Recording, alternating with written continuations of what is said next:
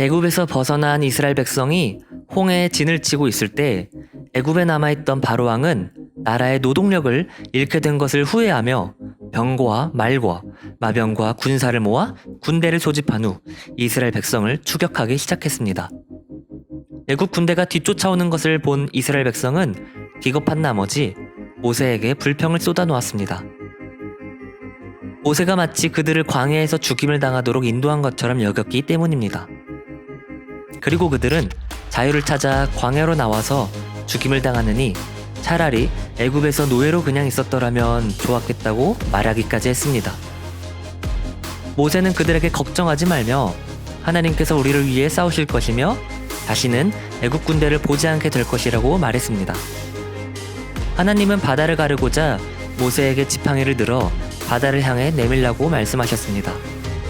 그러자 바닷물이 갈라졌으며 이스라엘 백성은 마른 땅을 밟으며 바다를 건너갈 수 있었습니다.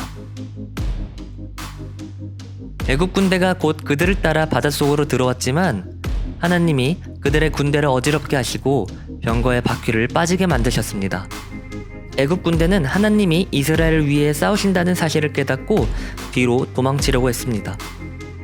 이스라엘 백성이 바다를 다 건너고 애굽 군대는 아직 바다 한가운데 있을 때 하나님은 갈라졌던 바닷물을 제자리로 돌아가 출렁거리게 했으며 이로 인해 애굽 군대는 모두 물에 잠기게 되었습니다.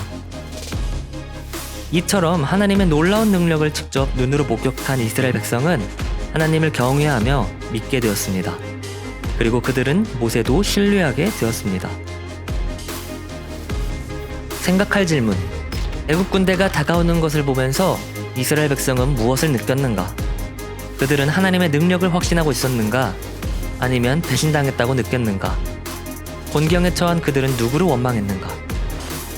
하나님의 능력과 보호하심을 알게 된 이스라엘 백성은 그분에 대해 어떻게 생각하게 되었는가? 하나님은 이스라엘 백성처럼 우리가 어려움 가운데 있을 때도 우리를 보호해 주시는가? 마음에 새길 말씀.